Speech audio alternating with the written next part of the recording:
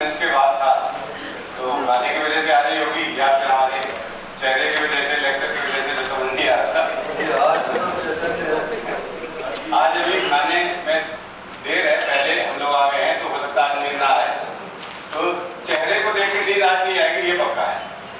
ठीक है, तो अगर हम ये प्रमाण आपसे लेना चाहेंगे कल आपको नींद नहीं आ रही थी तो आपको एक सवाल का जवाब देना पड़ेगा कि कल जिस बुक को हम आपके सामने रख रहे थे उसका नाम क्या है।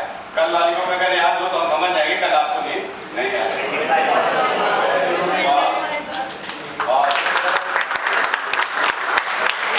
इसका मतलब आज आप सुनने को तैयार हैं।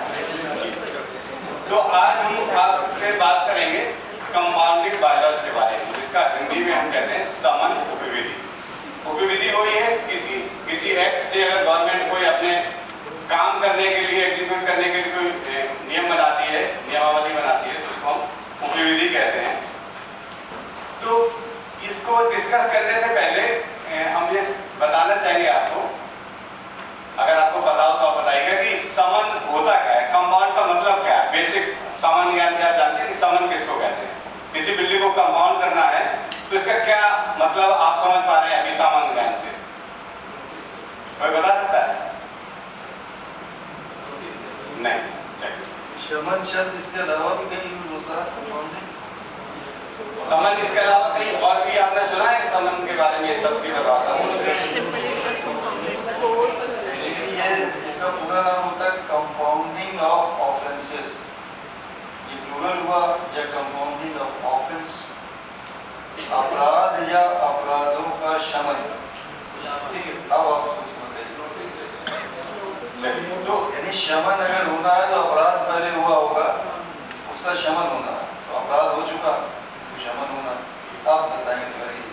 अब आप ये दिमाग में ला सकते हैं कि बिल्डिंग बनाने में अपराध क्या होगा। तो बिल्डिंग बनाने में अपराध ये होता है कि बिल्डिंग का नक्शा जब पास होता है तो उसमें कुछ मानक होते हैं, कुछ सेटबैक छोड़ने पड़ते हैं, कितने मंजिल पास हो सकता है। एफआईआर का शब्द का हमने कल भी प्रयोग किया था।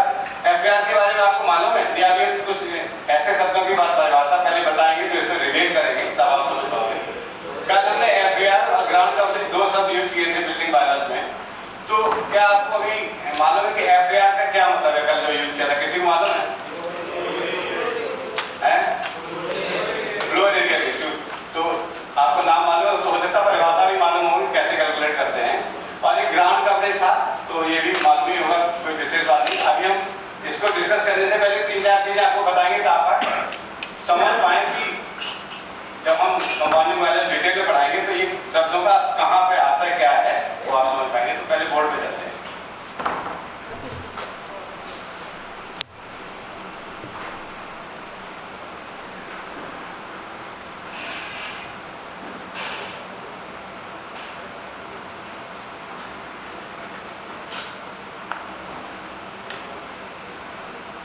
चेयर से कोई असुविधा हो रही हो इससे तो इधर कर दें। आप इधर बच्चों को दिखाई पड़ा चेयर से, इस चेयर से कोई असुविधा तो नहीं। ये हमने एक प्लॉट ड्रा किया है और ये समझिए कि ये रोड है सामने। इस प्लॉट की डायमेंशन अगर इसको माने 10 मीटर,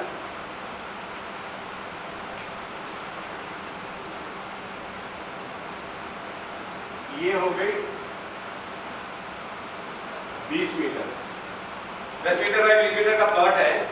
तो नक्शा पास करते समय क्या क्या बेसिक चीजें हैं जिनका ध्यान रखना होता है वो टर्म इसमें हम डिफाइन करेंगे, बाकी डिस्कस करेंगे डिटेल।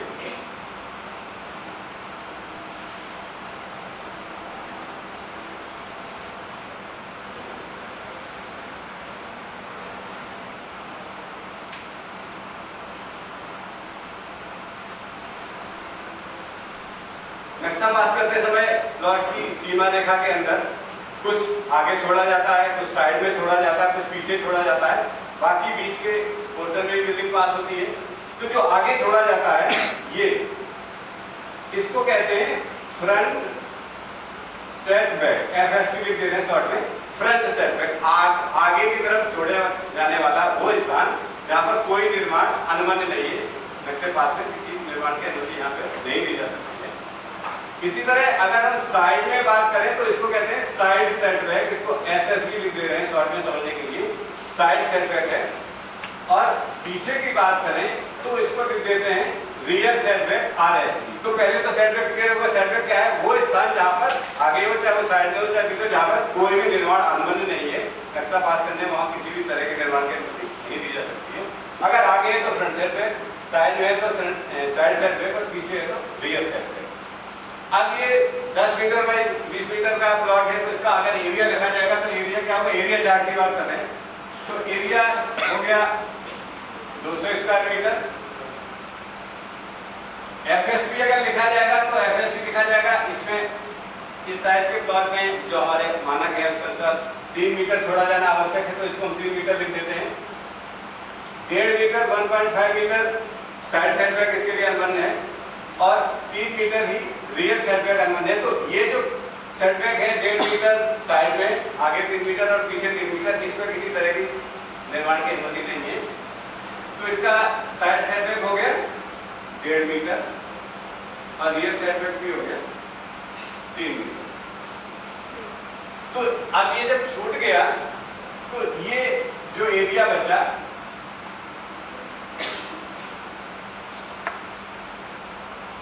जहां निर्माण की अनुमति मिल सकती है इसको कहते हैं building envelope.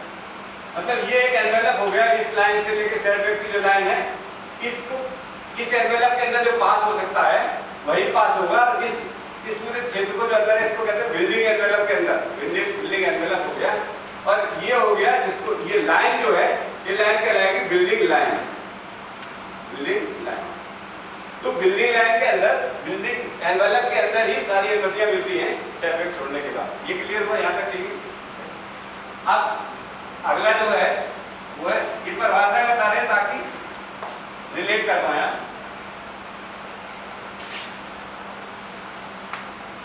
Ground coverage, ground coverage का मतलब क्या हुआ कि वो कवर्ड एरिया जो बिल्डिंग बायोलॉजी के अनुसार ग्राउंड पर सैंक्शन किया जाता है, अभी कंपाउंड की बात नहीं, अभी बिल्डिंग बायोलॉजी के अंदर स्वीकृत किया जा सकता है, ठीक है। मान लीजिए इस प्लॉट 200 स्क्वायर मीटर के प्लॉट पर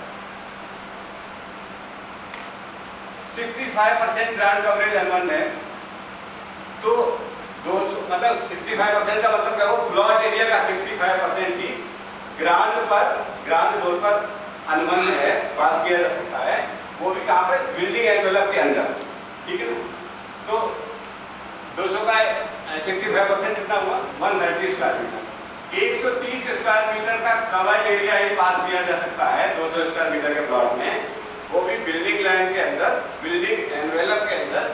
भले ही बिल्डिंग एनवेलप का एरिया अगर कैलकुलेट करें तो एक फ्लोर पर 200 का 65% 130 स्क्वायर मीटर, भले ही इस एनवेलप का एरिया 130 स्क्वायर मीटर से ज्यादा भी आ रहा हो तब भी जो सैंक्शन होगा वो 130 स्क्वायर मीटर ही होगा। इसका क्या मतलब हुआ कि सेटबैक छोड़ने के बाद भी जो एनवेलप के अंदर एरिया बचा है वो सारा सैंक्शन किसी केस में नहीं भी हो सकता है जहां पर ग्राउंड कवरेज हमारी परमिट नहीं करेगी। हो सकता है ग्राउंड कवरेज अगर निकाल बिल्डिंग एनवेलप का एरिया यहाँ पर निकाले तो 130 स्क्वायर मीटर से किसी केस में ज्यादा भी हो सकता है, किसी केस में कम भी हो सकता है। तो दोनों चीजें गवर्न करेंगी, जो दोनों में कम होगा वही एरिया पास होगा, ठीक है, क्लियर हो गया। तो ये चीजें अभी कंपाउंड में जब करेंगे तो काम आएंगी। अब ग्राउंड कवरेज तो इसमें कितना लिखेंगे, 65% ग्राउंड कवरेज कहलाएगा और इसको लिखा जाएगा 130 स्क्वायर मीटर इसका ग्राउंड कवरेज होता है, ठीक है।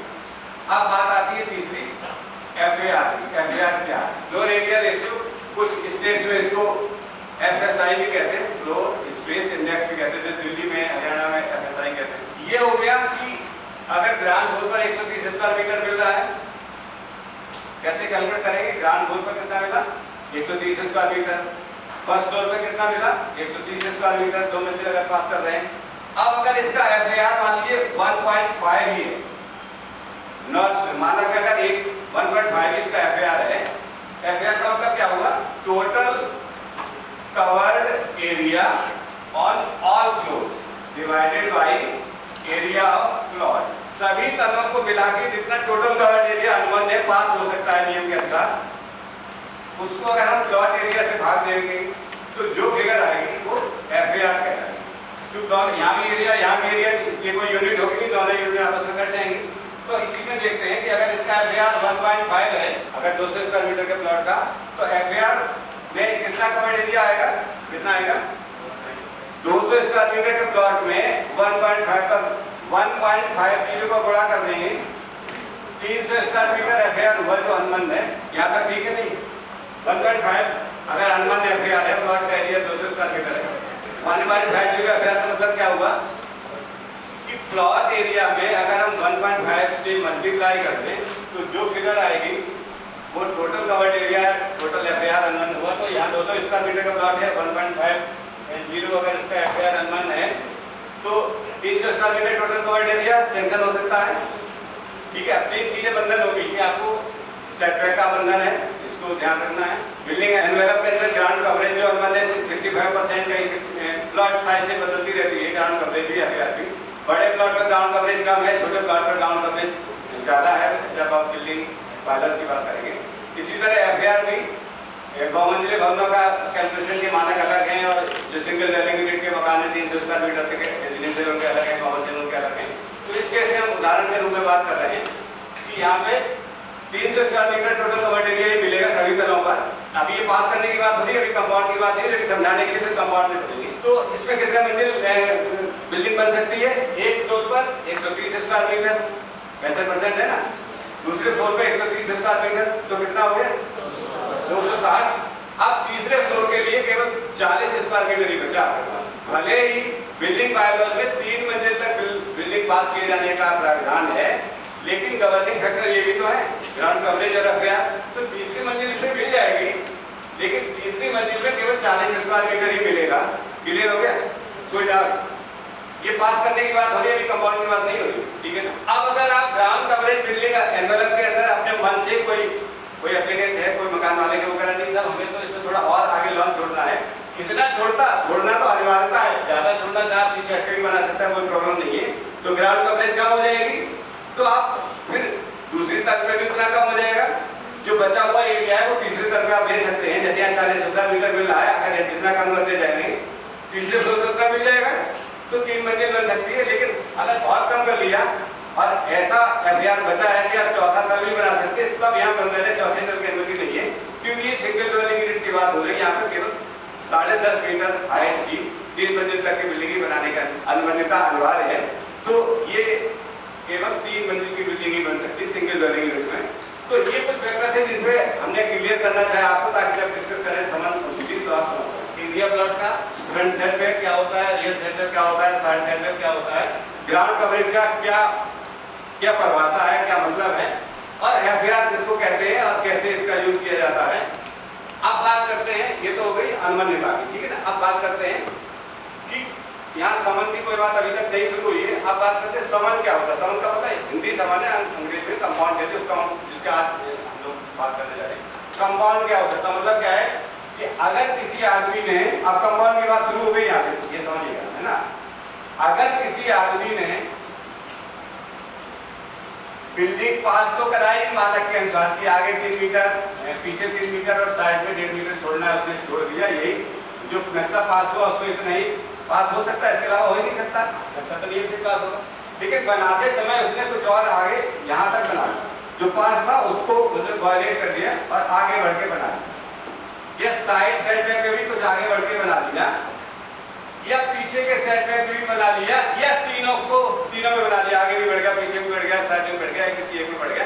तो उसने नियम का पालन नहीं किया, तोड़ दिया। तो अब जो नियम जितने में तोड़ दिया, इसको क्रॉस कर रहे हैं, क्या इसको नियम से कंपाउंड किया जा सकता है या नहीं किया जा सकता? कुछ पैसा जुर्माना के रूप में देके अगर इसको सरकार रेगुलाइज कर सकती है या नहीं कर सकती है।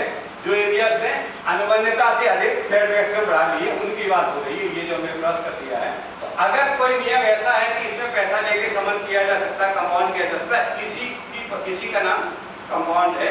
जहाँ नियम पास होने की सीमा को वायलेट करके किसी ने बना ली है बिल्डिंग, उसको क्या पैसे लेके, जिसको समन शुल्क कहते हैं, कंपाउंड किया जा सकता है या किस सीमा तक किया जा सकता है, आज हम इसी की चर्चा करने वाले हैं।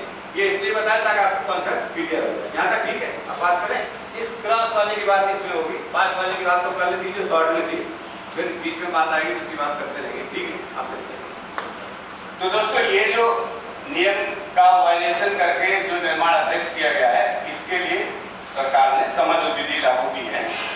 अलग अलग जैसे कलम में कितने तरह की बिल्डिंग्स होती है बताया था, यूज ग्रुप के हिसाब से, यूज ग्रुप के हिसाब से 12 तरह की बिल्डिंग होती है, 10 2 12, उनके हिसाब से अलग अलग कंपाउंडिंग के बायलॉज भी हैं, उसको नक्शा पास करने के बिल्डिंग बायलॉज भी अलग अलग हैं। तो शॉर्ट में सबके बारे में थोड़ी थोड़ी बात करेंगे। डिटेल में बात करने के लिए तो आप हमने इसका कंपाउंडिंग बायलॉज का पूरी सीरीज अपने यूट्यूब के प्लेलिस्ट में अपलोड कर रखी है, हर यूज ग्रुप फाइल। आप डिटेल में पढ़ना चाहें, बार-बार देखना चाहें तो हमारी प्लेलिस्ट में जाकर देख सकते हैं। फिलहाल शॉर्ट में बात करते हैं। चलिए दोस्तों, ये जो है ना, ये 14 जनवरी 2010 को सरकार ने उत्तर प्रदेश में ये लागू की थी, समन्वय मतलब संशोधित की थी। लागू तो शुरू से जब से बिल्डिंग वायलेशन है तभी से लागू है, लेकिन संशोधित होती रहती है, जैसी जरूरत होती है कोई चीजें बदलती रहती हैं, हर चीज अपडेट होती रहती है। तो जो इस समय प्रचलित है वो 2010 में 14 जनवरी 2010 को ये जो लागू हुई थी वही अभी तक चल रही है। और ये प्रदेश के समस्त विकास प्राधिकरणों में और उत्तर प्रदेश आवास एवं विकास परिषद में एक ही है, दोनों विभाग एक ही, ministry of housing and urban planning के अंदर विभाग अलग अलग है, लेकिन सारे बायलॉज, सारे कंपाउंडिंग बायलॉज और नियमावली सब एक ही है। अब इसमें अधिसूचना में क्या लिखा है, विकास प्राधिकरण अपराधों का समन उपविधि 1997 को अवक्रमित करते हुए उत्तर प्रदेश सरकार राष्ट्रपति अधिनियम 1974 द्वारा परिष्कारों यथा पुनः अधिनियमित उत्तर प्रदेश नगर योजना और विकास अधिनियम 1973, राष्ट्रपति अधिनियम संख्या 11 सन 1973 की धारा 57 के खंड ख और ग के अधीन शक्ति का प्रयोग करके श्री राज्यपाल लखनऊ अपराधों का समन विधि 2009 राज्य सरकार के पूर्वानुमोदन से अधिनियम की धारा 32 के अधीन अपराधों के समन हेतु मार्गदर्शक सिद्धांत निर्धारित करने के लिए निम्नलिखित विधि बना है। राज्यपाल से अनुमोदित होकर गजट हो जाता है, ठीक है। अब ये जैसे कि हमारे पास जो बुकलेट है ये लखनऊ विकास प्राधिकरण की है, तो इसमें लिखा हुआ है कि ये विधि जो लखनऊ विकास प्राधिकरणों का अपराधों की समन्वय विधि कहलाएगी। आप इसको समझिए, उत्तर प्रदेश आवास एवं विकास परिषद की समन्वय विधि कहलाएगी। यहाँ जो बोर्ड होता है ना, बोर्ड में रख के इसको अंगीकार, जो विधि सरकार लागू करती है कोई भी, तो उसमें ये गाइडलाइंस होती है कि आप अपने बोर्ड में रख के, विभाग में जब इम्प्लीमेंट होगी उसके पहले बोर्ड में रख के इसको अंगीकार करना पड़ता है। तो यहाँ अंगीकार की हुई उत्तर प्रदेश आवास एवं विकास परिषद ने, तो उसमें लिखा हुआ है कि आवास एवं विकास परिषद की विधि कहलाएगी। इनकी बात काफी प्रयास करनी, इसका विस्तार संपूर्ण उत्तर प्रदेश आवास एवं विकास परिषद की योजनाओं में होगा, ऐसे समझिए, ठीक है। अब अगला हेडिंग है अपराधों का समन। उत्तर प्रदेश नगर योजना और विकास अधिनियम 1973 के अधीन दंडनीय किसी भी अपराध की समन कार्रवाई संस्थित होने से पूर्व अथवा दौरान कार्रवाई उपाध्यक्ष लखनऊ विकास प्राधिकरण, यहाँ हो गया आयुक्त आवास एवं विकास परिषद, अथवा उनके द्वारा धारा 32 के अधीन विशेष आदेश द्वारा प्राप्त कर किसी भी अधिकारी द्वारा की जा सकती है। मतलब इस एक्ट में ये प्रोविजन है कि खाली वीसी प्राधिकरणों में यहाँ आयुक्त ही इसको कर सकते हैं, या वो किसी अधिकारी को नॉमिनेट करते हैं, धारा के अंतर्गत शक्तियों का प्रदान अपनी तरफ से उनको डेलीगेट करते तो वो अधिकारी कर सकता है। मतलब ऐसे कोई भी अधिकारी नहीं कर सकता, क्योंकि एक्ट के अंदर प्रोविजन है ये अपराध, ये जुडिशरी पावर है। जैसे इंजीनियरिंग की पावर जुडिशरी नहीं है, एक्सीएम की जगह ये भी कर सकता अगर उसको हो जाए पावर डेलीगेट हो जाए पेमेंट की, लेकिन ये जुडिशरी पावर केवल वीसी में ही है। जो प्रशासनिक अधिकारी वो किसी को डेलीगेट करेंगे तो धाराओं के अंदर डेलीगेशन करना पड़ेगा, तभी उसी अधिकारी को नामित कर सकते हैं। समन योग्य निर्माण से संबंधित अपराध का समन इस प्रतिबंध के साथ किया जाएगा कि असमनीय निर्माण से संबंधित अपराध को, एक नई चीज आगे, असमनीय मतलब जो साइड सेटबैक में या रियर सेटबैक में जो भी सेटबैक में वायलेशन है, जिस सीमा तक समन हो सकता है, कुछ अभी बताएंगे कितनी सीमा तक समन होता है। पूरा सेटबैक कवर कर लिया, पूरा नहीं कंपाउंड हो सकता है, कुछ सीमाएं हैं जिस पर डिस्कस करेंगे। जो समन हो सकता है उसको कहते हैं समनीय सीमा, और पूरा बना दिया तो बाकी क्या होगा, असमनीय सीमा। मतलब असमनीय होगा, सीमा उसकी कोई नहीं किताएं बना ले, वो तोड़ा ही जाएगा, उस पर पैसा लेके कंपाउंड नहीं किया जा सकता है। एक कंपाउंडिंग लिमिट है, उसी के अंदर किया जा सकता है। तो अब इसमें क्या आया कि समन योग्य निर्माण से संबंधित अपराध का समन इस प्रतिबंध के साथ किया जाएगा कि असमनीय निर्माण से संबंधित अपराध को अभियुक्त आगे गतिमान नहीं रखेगा। अभियुक्त का मतलब जो आदमी मकान बना रहा है, वो कंपाउंड अगर अप्लाई कर देता पहले ही ड्यूरिंग कंस्ट्रक्शन, तो उसका कंपाउंडेबल लिमिट के अंदर भी कंपाउंड तभी किया जाएगा जब असमनी भाग पर निर्माण को रोक देगा। ऐसा नहीं कि असमनी करता जा रहा हम समनी वाले को कर देंगे, वो अपराध करता जा रहा हम इसको समन कर देंगे, ऐसा नहीं होता। उसे कहना पड़ेगा भाई जो कंपाउंडेबल नहीं है उसको आप रोक दो या पूरी तरह से डिमोलिश कर दो, बचेगा वही जो कंपाउंडेबल है तभी हम कंपाउंड करेंगे। ये अधिकारी को निर्देश दे सकता है। अभियुक्त असमनी निर्माण से संबंधित अपराध को अभियुक्त आगे गतिमान नहीं रखेगा तथा असमनी अवैध निर्माण अथवा विकासकार की बात भी हो रही है, लेआउट की बात भी है, अथवा उपरोक्त समनी अपराध का समन करने के आदेश देने वाले अधिकारी द्वारा निर्दिष्ट अवधि के भीतर जो 30 दिन से अधिक ना होगी समाप्त कर देगा। 30 दिन के अंदर मतलब उसको असमनी भाग को हटा देगा जो निर्माण करता है वहां से, तभी उसका कंपाउंडेबल निर्माण भी कंपाउंड किया जा सकता है। अन्यथा उसके विरुद्ध अभियोजन एवं ध्वस्तीकरण की कार्रवाई विकास प्रकरण या आवास विकास स्वतंत्र। मतलब अगर वो ऐसा नहीं करता तो जैसे आपने देखा मकान तोड़े जाते हैं तो फिर विकास प्राधिकरण या आवास विकास प्राधिकरण उसको असमनी भाग को तोड़ने के लिए स्वतंत्र है और तोड़ सकता है। अब इसमें एक्ट में यह भी प्रोविजन है कि जो नक्शा पास करने की सीमाएं हैं अनुमान एफआईआर और ग्राउंड कवरेज के अंतर्गत, उसके लिए तो कोई प्रॉब्लम नहीं है। उसके बाद जो समनी भी है उसको भी जो एप्लीकेंट है जो अपराध करता है वो क्लेम के रूप में आपसे नहीं क्लेम कर सकता कि आप मेरा कंपाउंड क्यों नहीं करोगे। जैसे नक्शा पास कराने के लिए तो क्लेम कर सकता है, उसका अधिकार है भाई जहाँ पास हो सकता है आप क्यों नहीं पास करोगे, लेकिन कंपाउंड उसका अधिकार नहीं है। ये कंपाउंड करने वाले अधिकारी के विवेक पर भी निर्भर करेगा कि किस कारण से हम नहीं करेंगे, उसको हालांकि कारण देना पड़ेगा हम क्यों नहीं करेंगे, लेकिन निर्माण करता है अपराध करता का ये अधिकार नहीं कि वो क्लेम करके कहे भाई क्यों नहीं करोगे, करना ही पड़ेगा। ठीक है, तो अब इसमें वही क्लॉज है कि अनुज्ञा देना अथवा अनुज्ञा देने से इनकार करना। ठीक है, अवैध निर्माण अथवा विकास कार्य के संबंध की अनुज्ञा देने अथवा अनुज्ञा देने से इनकार करने में आयुक्त उत्तर प्रदेश आवास एवं विकास परिषद या उसके द्वारा इस निमित्त सामान्य या विशेष आदेश द्वारा प्राप्त कर कोई भी अधिकारी यह सुनिश्चित करेगा कि नंबर 1 कौन-कौन सी चीज सुनिश्चित करेगा मना करने के लिए, अवैध दलों का निर्माण कहाँ किया गया है, अवैध निर्माण कहाँ किया गया है, अर्थात सेमी बेसमेंट, बेसमेंट, भूतल, प्रथम तल या अनुवर्ती तलों पर संलग्न भवनों की संरचनात्मक सुरक्षा, प्रकाश एवं संवर्धन एवं गोपनीयता पर उसका क्या प्रभाव है। मतलब ये अगर उसको मना करना तो ये चीजें देखनी पड़ेगी कि वो जो निर्माण है जिसको मना कर रहे हैं भले भी कंपाउंडिंग लिमिट में है, ऐसा तो नहीं है कि वो बेसमेंट में सेमी बेसमेंट में ऐसी जगह जहाँ कोई बाधा हो रही भले वो लिमिट के अंदर है तो मना कर सकता है, या किसी दूसरे के मकान की तरफ वो खिड़की खोल रहा है भले कंपाउंडिंग लिमिट के अंदर है तो मना कर सकता है क्योंकि इसमें गोपनीयता भंग हो रही है। और अगर उसमें स्ट्रक्चरल सेफ्टी नहीं है, सुरक्षित जो स्ट्रक्चर है वो सेफ नहीं है स्ट्रक्चरली, तो भले वो कंपाउंडिंग लिमिट के अंदर है तब भी उसको कंपाउंड करने से जो अधिकारी है वो मना कर सकता है। और अगर उसमें लाइट और वेंटिलेशन की भी प्रॉपर व्यवस्था नहीं है तब भी समनी भाग को भी समन करने से वो अधिकारी मना कर सकता है, निर्णय ले सकता है कोई हम नहीं करेंगे, इसमें प्रकाश और संवर्धन की व्यवस्था रहने योग्य नहीं।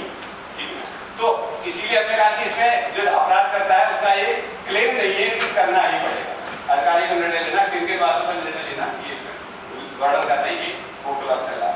दूसरा क्या है, क्या बेसमेंट का निर्माण अनुबंध सीमा से अधिक किया गया है यदि हाँ तो संलग्न संपत्तियों एवं विद्यमान अभिस्थापना सुविधाओं पर उसका क्या प्रभाव पड़ेगा, इसका आकलन भी वो अधिकारी करेगा कि अगर उसने बेसमेंट बनाया है तो बेसमेंट की एक लिमिट है, ग्राउंड कवरेज से बेसमेंट कम भी हो सकता है, बराबर भी हो सकता है, अलग अलग अनुबंधता है अलग अलग ग्रुप यूज के हिसाब से, तो उस अनुबंधता का आधार बना के। और दूसरा आधार ये कि जैसे ये प्लॉट यहाँ तक है, दूसरे ने ये दूसरे आदमी का प्लॉट है, उसने अगर बेसमेंट का या बिल्डिंग का निर्माण इससे सटा के कर लिया तो इस बिल्डिंग की सुरक्षा जो स्ट्रक्चरल सेफ्टी है वो डिस्टर्ब हो गई, तब भी अधिकारी निर्णय ले सकता है कि भले आपका एरिया के हिसाब से कंपाउंडेबल हो लेकिन इसकी सुरक्षा डिस्टर्ब हो रही है तो इसको हम समन नहीं करेंगे, ये मना कर सकता है। अगला है कि क्या निर्माण की अनुमति इससे पहले अस्वीकार किया चुकी, यदि हाँ तो वर्तमान में समन किए जाने का क्या उद्देश्य है। अगर किसी एक अधिकारी ने इन विचारों के आधार पर किसी केस को कंपाउंड करने से मना कर दिया है और 5 साल बाद फाइल दोबारा ये एप्लीकेंट अधिकारी मेरी फिर से कर दो, तो जो नेक्स्ट अधिकारी आएगा वो ये देखेगा कि पुराना क्या अधिकार था जिससे मना किया था, क्या मतलब कारण था इसकी वजह से अस्वीकार किया गया था, अब वो कारण हट गया है या नहीं हट गया, क्या ऐसे तो नहीं बिल्कुल करके दोबारा से उसी कारण के साथ आ गया है, इस पर निर्णय ले सकता है वो। क्या निर्माण विद्यमान बिल्डिंग लाइन के प्रतिकूल है, ये ध्यान तो उसका क्या प्रभाव है। बिल्डिंग लाइन से बात यही है, अगर बिल्डिंग लाइन डिस्टर्ब हो रही है, जैसे मान लीजिए किसी योजना में बिल्डिंग लाइन तय कर दी है, योजना के लेआउट में ही, भले वो समन सीमा के अंदर ही हो, समन सीमा ज्यादा भी हो सकती है, लेकिन बिल्डिंग लाइन से पहले अगर बिल्डिंग लाइन किसी जैसे आर्किटेक्चर टेंडर की वजह किसी वजह से कर दी है, तो वो समन नहीं किया जाएगा, भले वो समझी सीमा के अंतर्गत आता हो। बिल्डिंग लाइन का ध्यान रखना आवश्यक है उस केस में, सब केस में नहीं, किसी केस में जहाँ पे बिल्डिंग लाइन का राइडर लगा हुआ है। Road side line control tax से प्रभावित है, प्रीडोमिनेटिंग किलोमीटर है, सामने कुछ है, तो अगर वहाँ प्रभावित है तो कंपाउंड वैसे नहीं किया जाता है, हाँ तो उसके लिए सक्षम प्राधिकारी की अनुमति दी गई है, यानी कि जो सक्षम प्राधिकारी मतलब लैंड के लिए एसडीएम होता है प्रीडोमिनेटिंग किलोमीटर आगे। ये तो हो गया कि अधिकारी को किन किन बातों पे विवेक से निर्णय लेके इन नियमों का पालन करते हुए मना करने का अधिकार है। अब नेक्स्ट है, निम्नलिखित अपराध समनीय नहीं होंगे, तो ये जो नीचे आएंगे वो किसी भी तरह में कंपाउंडेबल नहीं है। कौन कौन से? सार्वजनिक व अर्ध सार्वजनिक सुविधाओं, सेवाओं एवं उपयोगिताओं, ये एक लैंड यूज है। लैंड यूज समझ रहे हैं आप? लैंड यूज समझ रहे हैं? थोड़ा सा बता दें। हालांकि आप आवास विकास में लैंड यूज का बहुत मतलब नहीं कि सारी योजनाएं पहले से होती रहती, सारी रेजिडेंशियल है, उसके अंदर कॉमर्शियल होते हैं, वो तो मतलब लैंड यूज से नहीं प्रभावित। वो तो ऐसा नहीं है पूरा लेआउट अगर रेजिडेंशियल है तो 5% उसमें कॉमर्शियल अनुबंध होता है, तो अपने हाउसिंग बोर्ड की स्कीम में तो योजनाओं के अंदर जो कॉमर्शियल है वो एक्चुअली में लैंड यूज कॉमर्शियल नहीं है, वो आवासीय भूप्रयोग के अंतर्गत, आवासीय योजना के अंतर्गत 5% कॉमर्शियल अनुबंध किया जाता है लोगों की सुविधाओं के लिए, दैनिक उपयोग की दुकानों के लिए, वो उपयोग के लिए कॉमर्शियल है, मूल भूप्रयोग उसका आवासीय है पूरी योजना का, ठीक है ना।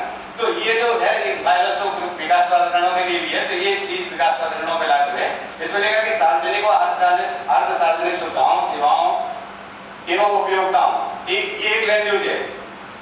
सेवाओं उपयोगिताओं, सार्वजनिक एवं अर्ध सार्वजनिक, ये एक उपयोग है। उस उपयोग के अंतर्गत जैसे क्या कहा यथा सड़क, रेलवे लाइन, पार्क, ग्रीनवर्क, इसके लिए आरक्षित अथवा उससे संबंधित भूमि पर किया गया निर्माण ये सम्मिलित नहीं, ठीक है ना। ये आप पे लागू नहीं है, प्राइवेट लैंड भी होगी ना, प्राइवेट लैंड पे अगर किसी ने सड़क घेर के बना रखा है, इसका मतलब ये होगा तो वहां पे नहीं किया जा सकता, भले वो उसकी रजिस्ट्री करा लिया है कहीं से, मतलब ऑनरशिप अपनी दिखा दे, लेकिन लैंड यूज ऑनरशिप उसकी हो सकती है, ऑनरशिप अलग बात है, भूमि उसकी हो सकती है, लेकिन लैंड यूज अगर उसमें पार्क है तो नक्शा पास नहीं होगा ना, कंपाउंड का मतलब ये, ठीक है ना। आप पे लागू नहीं है तो प्राइवेट लैंड की बात हो रही है। इसी तरह महायोजना या जोनल डेवलपमेंट प्लान या लेआउट प्लान या डीपी में निर्धारित भूमियों में विवरित किया गया प्लान। अब आपका आगे जैसे मास्टर प्लान या जोनल प्लान में या लेआउट प्लान में कोई प्लॉट की रजिस्ट्री हुई, और प्लॉट की रजिस्ट्री जब होती है, प्लॉट बेचे जाते हैं, तो उसके लीज डीड में या सेल डीड में ही उस प्लॉट का एक साइड प्लान बनाया जाता है, सेटबैक उसमें लिखे जाते हैं, और उसका उपयोग भी अंकित किया जाता है कि आवास बनाने के लिए या कमर्शियल दुकान बनाने के लिए। तो उस लीज डीड में जो उपयोग उसका अंकित है, यूज उसका अंकित है, उस यूज के अतिरिक्त अगर विपरीत कोई निर्माण किया गया है तो वो सहन नहीं किया जा सकता। जैसे किसी ने मकान में, इसमें भी अगर सेटबैक में जब पीछे भी उसने दुकान बना दी तो कंपाउंड भी, इसका मतलब ये होगा। अवैध विभाजन जिसका नियमितीकरण नहीं हुआ के अंतर्गत स्थित भूखंड पर अथवा भवन में किया गया निर्माण। अवैध भू विभाजन जैसे मान लीजिए आवास विकास में प्लॉट बेचा 300 स्क्वायर मीटर का, एक आदमी को उसने उसके 2 टुकड़े कर दिए बीच से, आधा 100 मीटर किसी और को बेच दिया, 100 मीटर अपने पास रखा है किसी और को बेच दिया, और अब जो टुकड़ा करके जिसको रजिस्ट्री कर दी वो आदमी आएगा सब मेरा नक्शा पास कर दो, या वो कंपाउंड को तो नक्शा पास नहीं कराया कंपाउंड कर दो। 2 केस हो सकते हैं, या तो 200 स्क्वायर मीटर का या 300 स्क्वायर मीटर का मूल भूखंड का उसने पहले नक्शा पास करा दिया, पास कराने के बाद बिल्डिंग बना ली और उसके बाद बेच दिया बनी हुई बिल्डिंग का, वो केस अलग हो गया।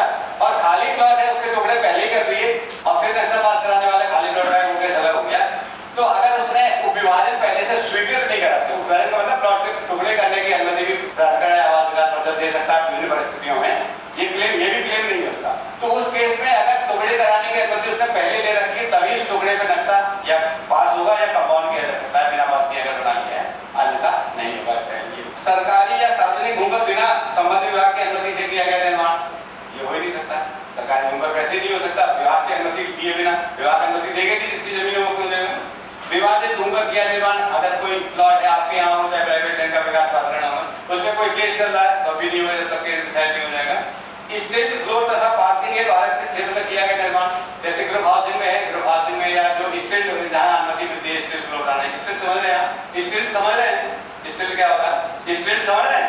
नहीं, कोई स्टेट प्लॉट का मतलब ऐसे बिल्डिंग आपने देखी होगी कि नीचे कॉलम खड़े कर दिए और स्लैब डाल दी, उसमें नीचे खाली गाड़ियां खड़ी हो रही है और कुछ नहीं हो रहा, ऊपर 3 मंजिल बने हुए मकान, ऐसा देखा है? तो जो नीचे वाली है ना खाली गाड़ी खड़ी होती है कॉलम के ऊपर, उसको स्टैंड फ्लोर कहते हैं, ग्राउंड फ्लोर नहीं कहते। उसकी एक मानक है निर्धारित है कि भाई 2.4 मीटर से ज्यादा ऊंचाई नहीं स्टैंड फ्लोर की हो सकती है, ग्राउंड से लेकर उसकी नीचे जो बीम आप स्लैब डालेंगे लोअर जो बीम का है और फ्लोर की है वो हाइट जो 2.4 मीटर से ज्यादा नहीं हो सकती, उसी को स्टैंड फ्लोर करेंगे।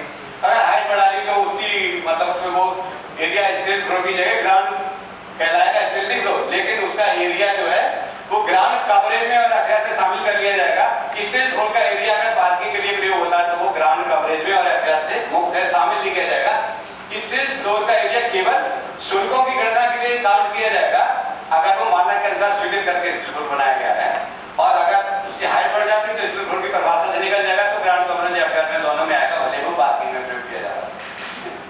तो स्टैंड फ्लोर अथवा पार्किंग के आरक्षित क्षेत्र में किया गया निर्माण भी समझ नहीं किया जा सकता है इसको, क्योंकि पार्किंग के लिए सार्वजनिक उपयोग के लिए। इसी तरह भूतल सहित 3 मंजिल से अधिक अथवा 12 मीटर से ऊंचे भवनों तथा 500 वर्ग मीटर से अधिक भू-आच्छादन युक्त अवस्थापना सुविधाओं के भवनों में भूकंप रोधी व्यवस्था के बिना किया गया निर्माण। वही जो कल हमने बात करी थी, 3 मंजिल से अधिक और 12 मीटर से ऊंची तथा 500 मीटर से अधिक भू-आच्छादन युक्त जितने भी मकान हैं उनमें अगर भूकंप रोधी व्यवस्था नहीं की गई है तब वो भवन पास नहीं किया जा सकता, ना वो कंपाउंड किया। अब वही आ गया जिसमें कल भी बात करी थी, 4 मंजिल से अधिक तल अथवा 15 मीटर से अधिक संकटमय भवनों तथा विशेष भवनों यथा असेंबली शैक्षिक संस्थागत औद्योगिक संग्रहण संकटमय उपयोग वाले भवनों तथा उपयोगों के मिश्रित आवास आदिवासों वाले भवनों जिनका भू-आच्छादन 500 मीटर से अधिक हो में भवन निर्माण एवं विकास उद्योग की अपेक्षा अनुसार अग्निशमन व्यवस्था एवं निर्धारित न्यूनतम सर्वे के बिना किया गया निर्माण। अभी पहले क्या था, भूकंप रोधी की बात इन्हीं भवनों में, इन्हीं भवनों की बात दोबारा हो रही है। इन्हीं भवनों में अगर फायर सेफ्टी फायर डिपार्टमेंट से एनओसी नहीं आई है ऐसे निर्माण की, तो उस निर्माण को भी समन नहीं किया जा सकता है। मतलब भूकंप रोधी भी होना चाहिए, उसका सर्टिफिकेट होना चाहिए और फायर डिपार्टमेंट से भी एनओसी होनी चाहिए। इस कैटेगरी के भवनों की जिनकी बात करी तभी वो कंपाउंड किए जा सकते हैं, भले ही एरिया के मानक के अनुसार वो कंपाउंडेबल हो, लेकिन ये सर्टिफिकेट नहीं होंगे तो कंपाउंड नहीं किया। अगला है पूर्व निर्मित भवनों में ऐसे संरचनात्मक परिवर्तन अवधि परिवर्तन अथवा पुनर्निर्माण जिनके फलस्वरूप भू-आच्छादन एफआईआर ऊंचाई सर्वे भवन की दृढ़ता आदि प्रतिकूल रूप से प्रभावित होते हैं, मैं स्थायी अग्निशमन अधिकारी से अनापत्ति प्रमाण किए बिना दूंगा।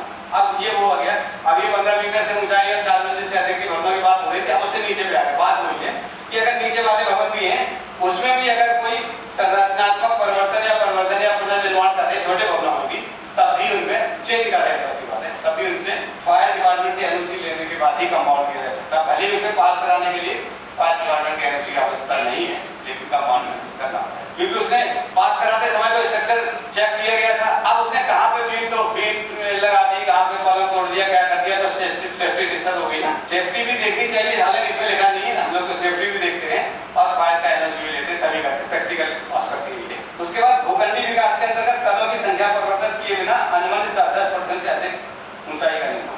जैसे अभी बात कर रहे थे कि इसमें 3 मंजिल तक का ही, इसको क्या कहते हैं, अगर जो प्लॉट ऐसे काट के बनाई गई योजनाओं में बनते हैं इसको प्लॉटेड डेवलपमेंट कहते हैं, भूखंडी विकास हिंदी में। खूब सारे प्लॉट करती है, बीच में बड़े प्लॉट पे भी छोटे छोटे आवासीय प्लॉट हैं, इसको भूखंडी विकास कहते हैं इस परिभाषा में।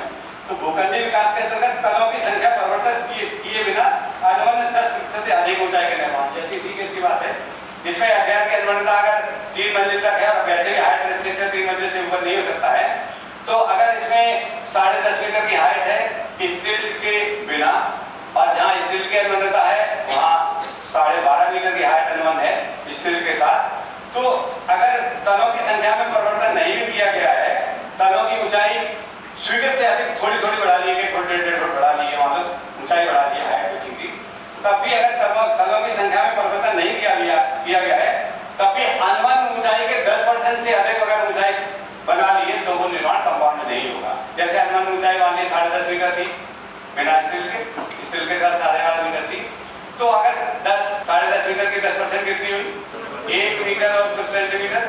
अगर इस 10% से अधिक ऊंचा कर लिया है तो फिर वो कंपाउंड नहीं किया जाएगा, ये बनना के ऊंचाई। भूखंडी विकास के अंतर्गत निवासियों कमरे का न्यूनतम क्षेत्रफल, न्यूनतम चौड़ाई एवं आंतरिक ऊंचाई 10% से अधिक होने तथा ऐसे भवनों में जिसमें मैकेनिकल वेंटिलेशन की व्यवस्था नहीं है, प्रकाश एवं संवादन का क्षेत्रफल न्यूनतम निर्धारित मानकों से 10% कम होने पर किया गया निर्माण, ये भी संबंध नहीं होगा।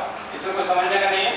कमरे की न्यूनतम चौड़ाई निर्धारित है, ऊंचाई निर्धारित है और एरिया भी निर्धारित है, वेंटिलेशन का एरिया भी निर्धारित है कि हाँ कमरे में कितनी बड़ी खिड़की, मतलब वेंटिलेशन कितने परसेंट चाहिए फ्लोर एरिया के हिसाब से। उनसे अगर कम है तो ये कंपाउंड भी नहीं होगा, ये कहने का इनका मतलब है।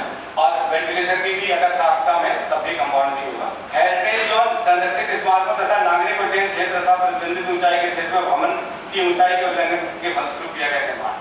जैसे लखनऊ में बहुत है हेरिटेज, जैसे इमामबाड़ा, ये सब तमाम है ना, इसमें या संरक्षित स्मारकों में या एयरपोर्ट के आसपास का जो एरिया है, तो वहां जहां से हवाई जहाज, जैसे ये एयरपोर्ट है मान लीजिए, इधर से प्लेन आया, एयरक्राफ्ट आया, इधर से उड़ के गया, तो इधर से उतरते समय और इधर से जाते समय ऐसे नहीं हो सकता, कभी ऐसे उड़ जाए, ऐसे नहीं होता, वहां होता है पहले।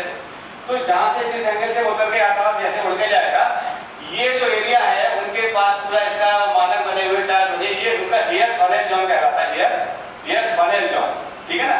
तो एयर फनेल जोन में एक ऊंचाई का रिस्ट्रिक्शन है, भले अपने बिल्डिंग वाले के मानकों में उतनी ऊंचाई अनुमति की जा सकती हो, लेकिन इसमें इसलिए लिख दिया कि प्रतिबंधित क्षेत्र के भवन में ऊंचाई के उल्लंघन फलस्वरूप किया गया निर्माण। यहाँ पे ऊंचाई निर्धारित कहां से कर रखी, ये एयरपोर्ट अथॉरिटी ऑफ इंडिया से, उनके यहाँ से ऊंचाई एयर फनेल जोन में जितनी होगी उस ऊंचाई का अगर उल्लंघन कर दिया, भले अपने बिल्डिंग वाले में अनुमानियता हो रही हो, तब भी वो निर्माण नहीं किया जा सकता है। उनसे एनओसी लेके कर सकते हैं, लेकिन मतलब क्या है, एनओसी को देते नहीं ऊंचाई से, लेकिन वो नहीं हो पाएगा। भवन निर्माण एवं विकास उद्योग में निर्धारित मानकों के अनुसार अपेक्षित पार्किंग व्यवस्था न होने पर, मतलब क्या है कि जैसे इसमें 3 फ्लोर है, इसमें तो सिंगल ड्वेलिंग यूनिट है, एक पार्किंग ही चाहिए, अलग अलग किचन पार्किंग, मतलब 300 मीटर तक के आवासीय भवनों में लोग जैसे अलग फ्लोर पे अलग अलग किचन बना के 3 परिवार रहने की बात कर लेते हैं, वो प्रैक्टिकल की बात अलग है। नियमों में ये सिर्फ सिंगल ड्वेलिंग यूनिट के मकान है, एक ही किचन निर्माणता है, तो यहाँ पर कम से कम एक पार्किंग अवश्य है। अगर किसी ने इसमें नहीं आ रहा है, मतलब बात इसमें जो लिखी है इसका मतलब है कि जहाँ पे एक से अधिक किचन अनुमानित किए भी जा सकते हैं, जैसे मल्टी यूनिट कुछ केसेस में होता है ना, मल्टी यूनिट पास किए जा सकते हैं, उस केस की बात हो रही है कि मान लो यूनिट तो उसने कर ली 8, ठीक है ना, पास उदाहरण से समझिए, पास हो सकती थी, मल्टी यूनिट अलग है, उसकी कैटेगरी बात नहीं डिस्कस करेंगे, वो पूरे चैप्टर अलग है। छोटे प्लॉटों में भी एक से अधिक यूनिट भी दिए जा सकते हैं, फ्लैट बनाए जा सकते हैं, वो अलग चैप्टर, उसकी अनुमानियता की बात बाद में करेंगे, इसको समझाने के लिए कह रहे हैं कि अगर मान लीजिए मल्टी यूनिट में 6 यूनिट पास हो गए, उसके 6 फ्लैट पास हो गए और उसने 8 यूनिट बना दिए, और कवरेज और ग्राउंड कवरेज और एफआर के हिसाब से 8 यूनिट उसके पास हो सकते हैं, लेकिन पार्किंग की व्यवस्था 8 के लिए नहीं है उसमें, तब भी वो कंपाउंड नहीं हो सकता है, भले ही वो अनुमति उसके एफआर और ग्राउंड कवरेज से कंपाउंडिंग की सीमा में आ रही हो, मतलब हर यूनिट के लिए पार्किंग अगर नहीं है तो कंपाउंड नहीं है। इसके बाद अगर ग्रुप हाउसिंग तथा अन्य बहुमंजिले भवनों में सह स्वामित्व की भूमि एवं सार्वजनिक अन्य कॉमन सर्विसेज आरक्षित क्षेत्र के अंतर्गत किया गया निर्माण संबंध नहीं होगा। जैसे ग्रुप हाउसिंग है तो मल्टी स्टोरी फ्लैट बने होते हैं, उनमें जो कॉमन सर्विसेज के लिए है, जैसे पार्क के लिए है, ग्रीन एरिया के लिए है, जिम के लिए है, या कॉमन फैसिलिटी सेंटर बनाया गया है, या लिफ्ट लॉबी है, ऐसी जगह जो सामूहिक उपयोग की सर्विसेज, कॉमन सर्विसेज के लिए आरक्षित स्थान है। और कहाँ आरक्षित है, मूल जो नक्शा पास हुआ था उसमें पूरा लेआउट, उसमें कॉमन सर्विसेज के लिए आरक्षित भूमि पर भी किया गया निर्माण संबंध नहीं किया जा सकता है। 300 वर्ग मीटर एवं अधिक क्षेत्रफल के समस्त पुत्रगत के निर्माणों में roof top rain water harvesting व्यवस्था के बिना किया गया निर्माण, ठीक है, इसमें कोई समझाने की बात नहीं।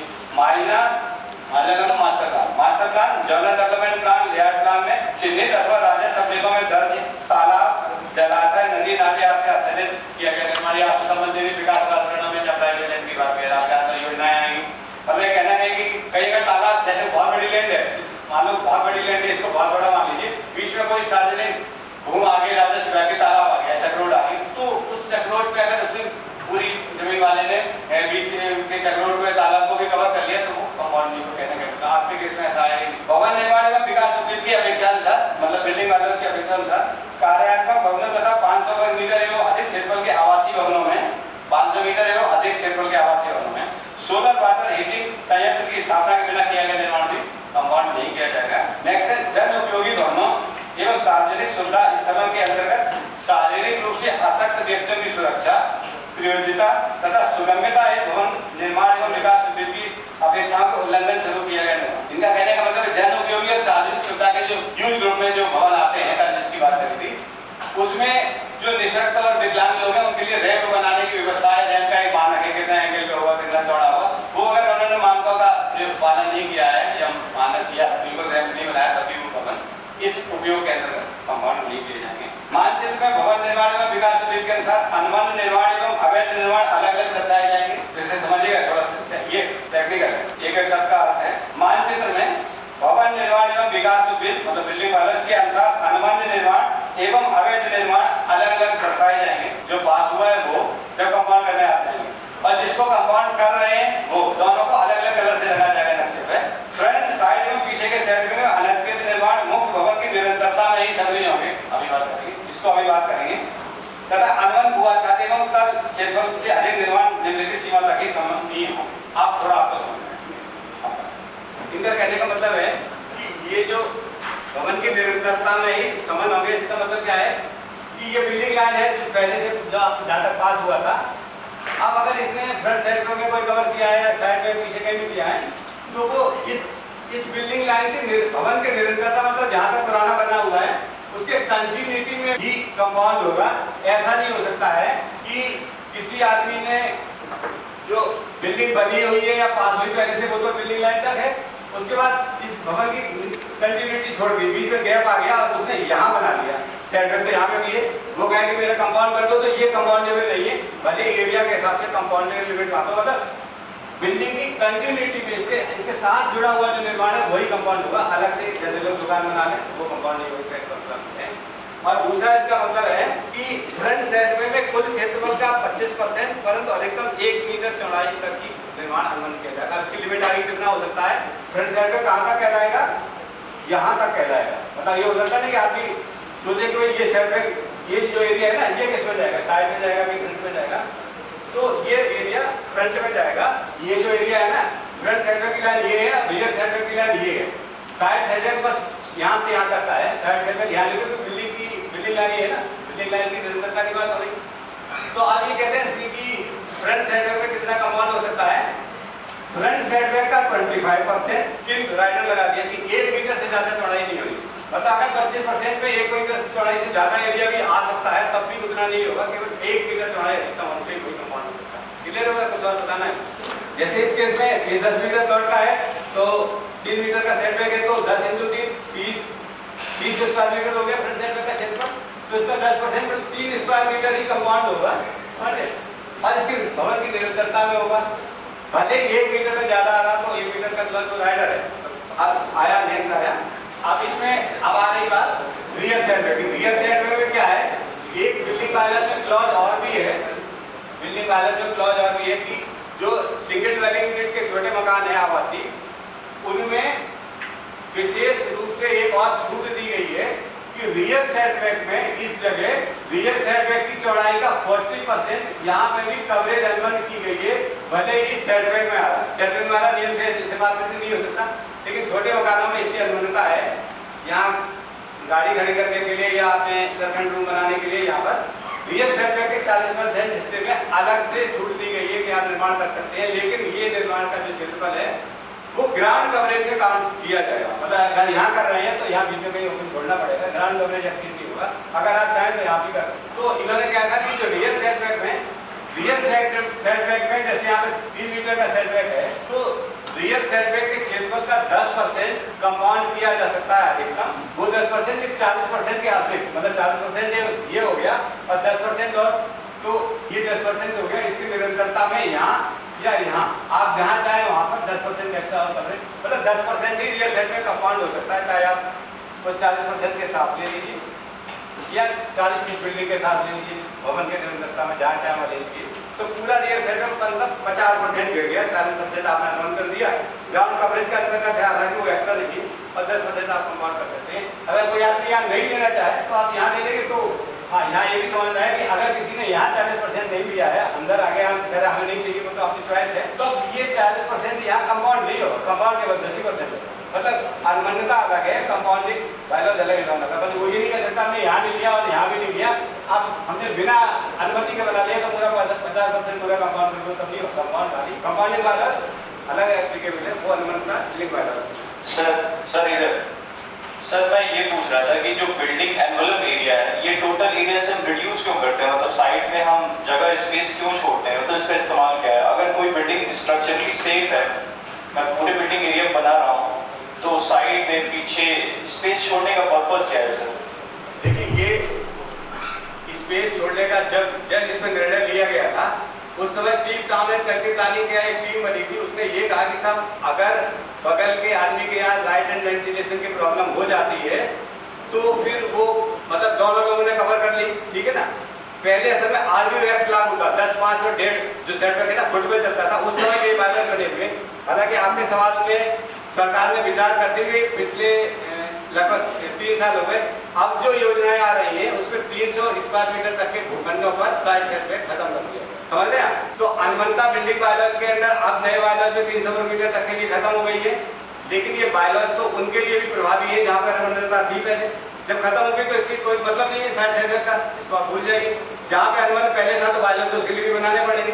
आज की श्रेणी में आपके सवाल पर सरकार ने विचार करते हुए पिछले लगभग 4 साल हो गए नए बायलॉज में उसका सुधार आ गया है, शासनादेश जारी हो गया, पहले से लागू है। साइड सेटबैक वहाँ पे खत्म कर दिया गया है और पीछे आगे के सेटबैक। एक क्वेश्चन और था कि जैसे जो ग्रामीण क्षेत्र होते हैं सर, वहाँ पे जब बिल्डिंग से मकान बनते हैं तो सर उनको नक्शा पास कराने की इंफॉर्मेशन नहीं होती है, तो वहाँ पे भी नक्शा पास कराना शायद जरूरी ही होता होगा हर जगह। देखिए, पूरे भारत में कोई भी निर्माण या विकास का, पूरे भारत की बात करें फिर हमने स्टेट पर जाएंगे। पूरे भारत में कोई भी निर्माण या विकास का, जैसे कल बात करी थी, जमीन के नीचे, जमीन के ऊपर, जमीन के सतह पर बिना अनुमति के नहीं किया जा सकता है, ठीक है। पहले तो ये बात क्लियर होगी। इसके बाद उसको कंट्रोल करने के लिए भारत सरकार ने स्टेट गवर्नमेंट को अथराइज कर दिया कि आप इसके अनुसार अपने एक्ट बनाइए। सरकार ने, भारत सरकार ने क्या कह दिया कि कोई भी निर्माण या विकास कार्य होगा पूरे देश में उसकी अनुमति लेनी पड़ेगी, ठीक है। अब स्टेट गवर्नमेंट को ये आदेश दे दिया सभी प्रदेशों को कि आप इसको रेगुलेट करने के लिए बायलॉज बनाइए। प्रदेश सरकारों ने बायलॉज बना दिए। बायलॉज, ये जो बायलॉज है ये पूरे, जैसे अपने यूपी की बात करें, पूरे प्रदेश में लागू नहीं है। पूरे प्रदेश का मतलब housing and urban planning department के ये बायलॉज हैं। नगर पालिकाएं जहाँ नक्शा पास करनी, छोटे एरिया में जहाँ विकास प्राधिकरण नहीं है वहाँ पर उनके बायलॉज अलग है, वो कम ज़्यादा। जैसे हमने 3 मीटर छोड़ा अगर 300 मीटर तक, वहाँ हो सकता है 2 मीटर छोड़ दें, उनके बायलॉज अलग है, जिला परिषद के बायलॉज अलग है। तो अब आपके सवाल के जवाब पे आते हैं। पहले आप कॉन्सेप्ट समझिए कैसे पास होने का है। भारत में कोई भी निर्माण या विकास कार्य बिना स्वीकृत के नहीं किया जा सकता है। प्रदेश सरकारों को रेगुलेट करने के लिए बायलॉज बनाने का प्रयास किया गया। प्रदेश सरकार ने अलग अलग विभागों जहाँ निर्माण और विकास कार्य किए जा सकते हैं उनके लिए उनको एस्पेक्ट कर दिया, आप अपने हिसाब से बायलॉज बना लें। तो प्राधिकरण ने, हाउसिंग बोर्ड ने इस बायलॉज को बनाया क्योंकि इनकी मिस्ट्री है। जिला पंचायत ने अलग बनाया, छोटी नगर पालिकाओं ने उनके बायलॉज ने मानक अलग है, ठीक है ना। जब रेगुलेट करना है वो बात है। अब कहीं भी निर्माण, अगर गाँव की बात आपने करी तो वहाँ पर अगर नगर पालिका आ रही तो नगर पालिका क्षेत्र के बायलॉज में उनके नगर पालिका के जो प्राधिकारी उनसे कराना पड़ेगा, विकास प्राधिकरण उनसे कराना पड़ेगा। हाउसिंग बोर्ड की योजना होती है, इसमें कोई मतलब नहीं है प्राइवेट लैंड का, आप प्राइवेट लैंड की बात कर रहे हैं।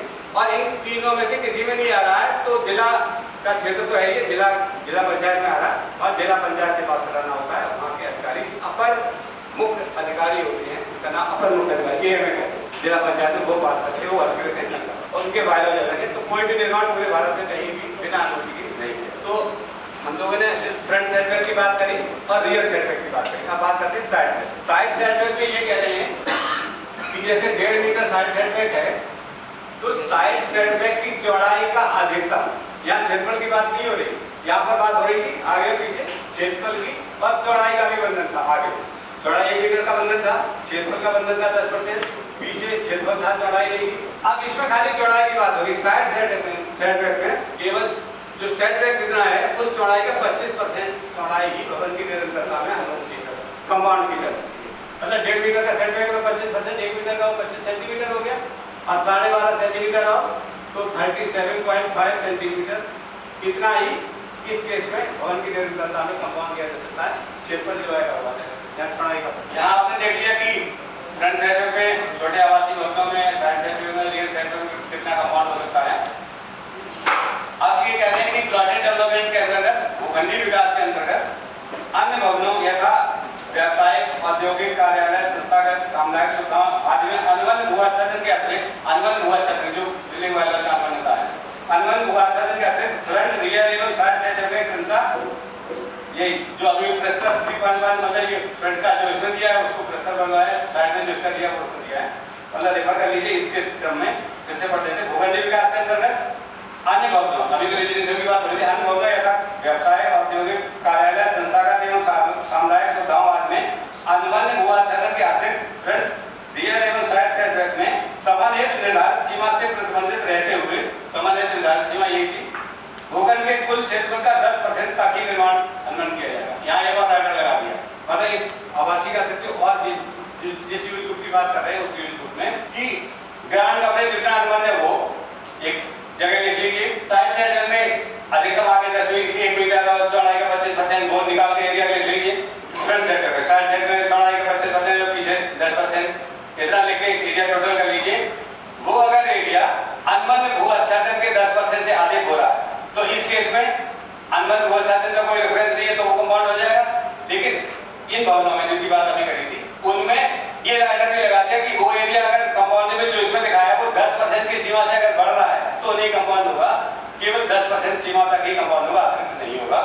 इन भवनों में जिनकी बात अभी करी कौन से व्यवसायिक औद्योगिक कार्यालय संस्थागत वाली मतलब कैलकुलेशन ऐसे करेंगे, कैलकुलेशन करके आपने निकाल दिया कितना हुआ, फिर अनुमान कवरेज निकाल दिया 10% कितना आएगा, टोटल 10% से ज्यादा आ रहा है तो उससे कहना पड़ेगा भाई आप जहां था वहां डिमोलिश दिखा दो, तोड़ के आप बाकी 10% ही कंपाउंड। ठीक है, क्लियर हुआ कि नहीं हुआ? ग्रुप हाउसिंग तथा बहुमंजिले व्यवसायिक कार्यालय एवं संस्थागत भवनों में अग्निशमन हेतु सुरक्षायित वांछित न्यूनतम सेटबैक कम न होने की दशा में अनुबंध भू आच्छादन का अधिकतम 10% निर्माण है। इसमें भी वही कि जो मल्टी स्टोरी ग्रुप हाउसिंग है उसमें फायर सेफ्टी के लिए फायर टेंडर, फायर की जो गाड़ी आती है ना, फायर की एनओसी लेनी पड़ती है। मतलब जो बहुमंजिले भवन है या व्यवसाय भवन है या अन्य कार्यालय भवन है इनमें कंपाउंड करने के लिए कुछ भी कंपाउंड होगा तो फायर डिपार्टमेंट की एनओसी लेनी पड़ेगी, भले वो सीमा के अंदर है तो, क्योंकि फायर टेंडर की गाड़ी अगर आप ले जाते हो घर उसके प्रेमिसेस के अंदर आएगी तो फायर की एनओसी अगर मिल जाती तभी कंपाउंड करेंगे, भले वो कंपाउंडिंग लिमिट के अंदर एरिया बढ़ जाता है। ये क्या कहना है? सभी प्रकार के भवनों तथा यथा भूखंडी विकास ग्रुप हाउसिंग व्यवसायिक कार्यालय संस्थागत औद्योगिक व अन्य भवन के लिए अनुमानित क्षेत्रफल का अब एक और राइटर लगा दिया है। कौन से भवनों के लिए? भूखंडी विकास ग्रुप हाउसिंग व्यवसायिक कार्यालय संस्थागत औद्योगिक तथा अन्य बहुमंजिले भवनों की बात हो रही है। यहाँ पर उन्होंने लगा दिया कि ग्राउंड कवरेज में तो 10% रखा ही रखा है कि ग्राउंड कवरेज अनुबंध ग्राउंड कवरेज के 10% से अधिक कंपाउंड नहीं करेंगे, भले सेटबैक की एरिया कंपाउंड में आ रही है उस कैलकुलेशन से। अब दूसरा राइटर भी लगा दिया है कि फायर की एनओसी भी लेनी पड़ेगी। अब तीसरा भी लगा दिया इस क्लॉज में। तीसरा ये है कि जो बिल्डिंग वाला के साथ अनुबंध एफआईआर है उस एफआईआर के 10% की सीमा में जितना क्षेत्र आ रहा उतना ही कंपाउंड होगा, भले फ्लोर वाइज ग्राउंड कवरेज या कवरेज के एरिया में आ रहा हो कंपाउंडिंग लिमिट के अंतर्गत। लेकिन अगर एफआईआर का 10% एक्सीड कर रहा तो नहीं होगा, केवल 10% सीमा तक ही कंपाउंड किया जाएगा। ये आप पे लागू नहीं है इसलिए नहीं पढ़ते हैं। इसमें ये है कि निर्मित क्षेत्र, विकसित क्षेत्र, नए अविकसित क्षेत्र। अच्छा चलिए आपको बता देते हैं आपकी योजना में नया विकसित क्षेत्र आएंगे। ये कहते हैं कि निर्मित क्षेत्र, ये आपसे मतलब निर्मित क्षेत्र का मतलब होगा विकास प्राधिकरणों के लिए जहाँ पे बिल्डअप एरिया जो ओल्ड बिल्डअप एरिया जैसे विकास जब शहर का मास्टर प्लान बनता है तो जो गांव आ जाते हैं बीच में ना वो ओल्ड बिल्डअप एरिया कहलाता है। तो निर्मित क्षेत्र उसको कहते हैं। निर्मित क्षेत्र, विकसित क्षेत्र मतलब विकास प्राधिकरणों में पूरे क्षेत्र को 3 कैटेगरी में बांटा गया है। एक निर्मित क्षेत्र क्योंकि प्राइवेट लैंड भी सारे लोगों को गवर्न करते हैं, अपनी योजनाएं भी बनाते हैं, यहाँ तक खाली योजना है तो कैसे बांटा गया? एक तो निर्मित क्षेत्र बांट दिया गया, एक विकसित क्षेत्र और एक विकासशील क्षेत्र, बाहरी क्षेत्र। विकसित क्षेत्र कौन सा है? जो प्राधिकरण आने के बाद बनाया डेवलप हो गया, प्लान डेवलपमेंट। और आगे कौन सा है? जहाँ प्लानिंग की जानी है, अभी हो नहीं रही है, प्रगति है प्लानिंग की जानी। और निर्मित क्षेत्र कौन सा है? तो मास्टर प्लान बना तो पहले से जो गाँव बने हुए थे वो निर्मित क्षेत्र है। तो इन्होंने डिफाइन कर दिया निर्मित क्षेत्र, विकसित क्षेत्र एवं नए और अविकसित क्षेत्रों में ग्रुप हाउसिंग आपकी योजना। अब यह नए और अविकसित क्षेत्र वाला आपके क्लॉज लागू करेगा, आपकी योजना वाली होती है। में ग्रुप हाउसिंग, कॉमर्शियल, कार्यालय तथा सार्वजनिक एवं अर्ध सार्वजनिक सुविधाओं के लिए अधिसूचना संख्या एक अलग से शासना दे दो। अधिसूचना संख्या 5138 ऐसे 25/9/2008 के प्रस्तुत 4.3 में गठित समिति की संस्तुति के आधार पर प्राधिकरण बोर्ड के अनुमोदन के क्रय योग्य अभियान की अनुमति सीमा तक किया गया। इसका मतलब ये है कि जो नए और अविकसित क्षेत्रों में इस सीमा तक किया जा सकता है, इसके लिए कोई बात नहीं। इसके बाद एक और शासनादेश है, वो क्या कहता है कि जैसे अनुबंध जो ग्राउंड कवरेज और एफआईआर है ये तो सामान्यतः पास हो जाता है। अब पास होने के लिए एक और तरीका भी है उससे ज्यादा के लिए एक परचेजेबल एफआईआर का भी है। मेरा एक वीडियो भी आप देख लेना, पूरा परचेजेबल एफआईआर क्या है, कैसे कैलकुलेशन होती है, कैसे निकालते हैं। मतलब जितनी अनुबंधता बिल्डिंग बायलॉज में है उसके अतिरिक्त भी अगर कोई बिल्डर चाहे तो पैसे देके एफआईआर को परचेज भी कर सकता है, वही पास हो जाएगा, नक्शा पास करा देगा। तो अब ये कह रहा है क्लॉज कि आपने अनुबंध सीमा तक पास करा लिया, फिर परचेज भी कर लिया, परचेज करने के बाद भी आप कंपाउंड भी करा सकते हो। उसके भी सीमा ये है कि परचेजेबल एफआईआर के अधिकतम 10% की कैलकुलेशन निकालने का कितना परचेज किया था उसकी सीमा है, अलग से चैप्टर है वो देख लेना, आप वीडियो अगर देखना चाहें। अनुबंधता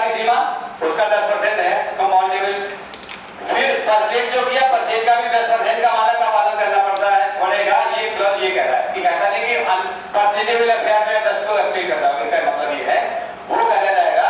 और आपने उस 10% का परचेजेबल में भी पालन किया है या नहीं किया, इसके लिए इन्होंने कहा है कि प्राधिकरण स्तर पर या आवास विकास के स्तर पर जो बोर्ड बना हुआ है, ये केस उस बोर्ड में रखा जाएगा। बोर्ड इसका आपकी कैलकुलेशन की जांच करेगा कि बिल्डर ने जो आवेदन किया है वो अनुमता परचेजेबल एफआईआर की सीमा के 10% को एक्सीड तो नहीं कर दिया, इसकी जांच करेगा। स्ट्रक्चर सेफ है या नहीं है, या फिर फायर सेफ्टी है या नहीं, इन तीनों की जांच करने के बाद बोर्ड तय करेगा। इसमें एक अधिकारी को ये पावर नहीं दी गई कि आपका इसका मतलब है। बेसमेंट के अंतर्गत अनुमान सीमा से अधिकतम 20% तक का निर्माण। बेसमेंट की बात करें, वो कहेंगे बेसमेंट में जो परमिसिबल लिमिट है पास करते समय उसके 20% तक ही अधिकतम कंपाउंड किया जा सकता है, उसके बाद नहीं किया। इसमें भी अगर बेसमेंट का जो उपयोग उसमें दर्शाया गया, जैसे पार्किंग के लिए, स्टोरेज के लिए, उस उपयोग के अतिरिक्त अगर कोई और उपयोग आपने कर लिया तो फिर जैसे कोई ऑफिस बना लेता, नीचे बैठ जाता बिल्डर, वो कंपाउंड नहीं किया जाता। जिस उपयोग के लिए मूल बेसमेंट स्वीकृत किया गया उसी उपयोग के लिए बढ़ा हुआ कंपाउंड एरिया होना चाहिए, यूज नहीं बदल सकता। कुछ लोग बिल्डर कर लेते, नीचे ऑफिस खोल लेते, सेल्स का अपना कुछ और कर लेते। कंपाउंड वाल की ऊंचाई अनुमान सीमा से अधिकतम 10% तक। कल हमने बाउंड्री वाल की कितनी ऊंचाई हो सकती थी आपको बताई थी बाउंड्री वाल की ऊंचाई बताई थी, किसको याद है? 1.65 मीटर, पीछे 2.4 मीटर, 90 सेंटीमीटर की जाली होनी चाहिए, ऐसा बताया था कल ना। तो ये कह रहे हैं कि बाउंड्री वाल की कंपाउंड हो सकती है अगर आपने ऊंचाई उसकी बढ़ा दी है से, तो 10% की सीमा तक अगर है तो बाउंड्री वाल की कंपाउंड। भूखंडी विकास के अंतर्गत तलों की संख्या परिवर्तित किए बिना अनुमान सीमा के अंतर्गत अधिकतम दूर। आप वही करेंगे जैसे अभी बात करी थी ऊंचाई, अगर भूखंडी विकास की बात हो रही 10.5 मीटर की ऊंचाई है तो केवल उसका 10% और एक्स्ट्रा ऊंचाई है तभी कंपाउंड हो सकती है। मंजिलों की संख्या परिवर्तित किए बिना, ये समझ। अब अभी जैसे मल्टी यूनिट की बात करें तो ये क्लास मल्टी यूनिट से संबंधित है। अगला आवासीय भवनों में अनुबंध इकाइयों के अतिरिक्त मल्टी यूनिट की बात हो रही है, इकाइयां आ गई ना, आवासीय यूनिट तो एक ही हुई, अगर इसमें इकाइयां सब आएगा मतलब मल्टी यूनिट की बात हो रही है। आवासीय भवनों में अनुबंध इकाइयों के अतिरिक्त समनी इकाइयों की संख्या भूखंड के क्षेत्रफल के आधार पर निम्नलिखित होगी। मतलब मल्टी यूनिट में जितने यूनिट पास किए गए उससे कितनी और यूनिट अधिक पास हो सकती है, सब एक ही बात की सबके लिए होनी चाहिए। वो कह रहे हैं कि अधिकतम एक ही इकाई एक्स्ट्रा पास हो सकती है अगर उसकी पार्किंग भी सुरक्षित आपने रखी है, भले वो एरिया के हिसाब से कंपाउंडेबल आ। फिर कह रहे हैं कि ग्रुप हाउसिंग में समनी अतिरिक्त एफआईआर अपने क्रय योग्य एफआईआर परचेजेबल एफआईआर के प्रतिशत के सापेक्ष समानुपातिक इकाई। इसमें यदि भूखंडी विकास की इसी क्लॉज को उन्होंने ग्रुप हाउसिंग में ऐसे डाल दिया है कि जो एफआईआर अनुबंध था और जो परचेज किया गया दोनों के साथ हैं, तो उसके प्रतिशत के सापेक्ष जितना प्रतिशत हमने कंपाउंड किया उसके प्रतिशत के सापेक्ष ही इकाइयां भी उसी परसेंटेज में, जैसे मूल भवन में जितना टोटल एफआईआर का एरिया आ रहा था उसमें 100 यूनिट, अब एफआईआर परचेज किया तो उसमें उस रेशियो में टोटल एफआईआर का एरिया था उसमें 100 यूनिट आ रही थी, तो परचेजेबल एफआईआर में कितनी यूनिट आई उतनी यूनिट ही कंपाउंड होगी उसी रेशियो में, और अधिकतम पॉइंट से ऊपर आ रहा था नीचे वाले यूनिट कंपाउंड। यूनिट ज्यादा बढ़ जाए एरिया बना रहा है ऐसा भी कंपाउंड को, भले ही पार्किंग की व्यवस्था उनके पास हो, कवरेज के हिसाब से कंपाउंडेबल हो, लेकिन यूनिट की संख्या भी राइट है वो भी चेक करें। अब अगला जो है वो है चार्ट है इधर कि कैसे की जाएगी, उस पर बात कर लेते हैं और डिटेल में जाने का समय नहीं। अब ये कह रहे हैं कि किसी समन शुल्क की गणना कैसे की जाए। यदि किसी मामले में समनी निर्माण एक से अधिक प्रकृति के अवैध निर्माण के अंतर्गत आता है, एक से अधिक प्रकृति का मतलब साइड सेटबैक में भी, एरिया साइड में भी, एफआईआर का वायलेशन भी है, यूनिट भी बड़ी है, पार्किंग में भी है, बेसमेंट में, तो अलग अलग प्रकृति हो गई ना, तो अलग अलग प्रकृति के अगर निर्माण समन किए गए हैं तो समन शुल्क प्रत्येक प्रकृति के अवैध निर्माण के लिए देय शुल्क को जोड़कर लिया जाएगा। वो तो कोई बात नहीं, कॉमन सेंस से सारे जोड़ के लिए जाएंगे, वो लिख दिया है मैंने। इसके अतिरिक्त प्रत्येक का समन शुल्क करना अलग अलग की जाएगी, लेकिन ये कह रहे हैं कि क्लैरिफाई रहे, कोई झंझट ना हो, हर फ्लोर की कैलकुलेशन आपको करने वाले अधिकारी को अलग अलग फ्लोर के अलग अलग करके शो करनी पड़ेगी, और कंपाउंडिंग का पोर्शन और जो अनुमान सीमा तक पास का पोर्शन अलग अलग बताना पड़ेगा, फ्लोर वाइज कैलकुलेशन करनी पड़ेगी। भले आप कैलकुलेटर से या कोई सॉफ्टवेयर से एक साथ करने की क्षमता रखते हो, लेकिन वो अलाउड नहीं है, स्वीकृत तभी हुए तो फ्लोर वाइज। परंतु समनी भूआच्छादन एक एफआईआर के रूप में अलग से समन, मतलब ये थोड़ा समझ लीजिए, ये कह रहे हैं कि अलग अलग की जाएगी, परंतु समनी भूआच्छादन हेतु एफआईआर के रूप में अलग से समन शुल्क नहीं दे होगा। मतलब इनका क्या है, ये थोड़ा टेक्निकल में समझना जरूरी है। उदाहरण से बता दें, जैसे इसमें 130 स्क्वायर मीटर ग्राउंड कवरेज अनुमान है, अब किसी ने बिल्डिंग एनवेलप के अंदर ही 130 के अंदर मान लीजिए 5 मीटर बढ़ा दिया, ठीक है, बिल्डिंग एनवेलप के अंदर की बात हो रही है, चाहे सेटबैक में मान लो कोई फर्क नहीं पड़ता, 165 कर लिया तो 5 मीटर कंपाउंड करेगा, कहाँ स्थित है इससे कोई फर्क नहीं पड़ता, चाहे सेटबैक हो चाहे बिल्डिंग एनवेलप के अंदर। तो ये क्लॉज ये कह रहा है कि ग्राउंड फ्लोर वो जो 5 मीटर बढ़ा है वो ग्राउंड कवरेज में जुड़ेगा, और सभी तलों पर अगर बढ़ा है या चाहे एक ही तल पे बढ़ा है एफआईआर में भी जाएगा। एफआईआर तो टोटल कवर्ड एरिया से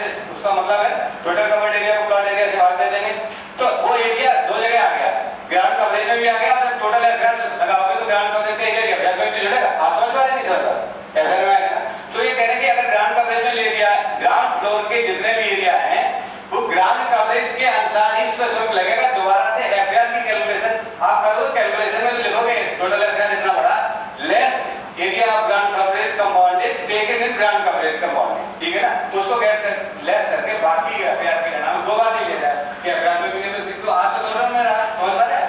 तो ये इनका कहने का।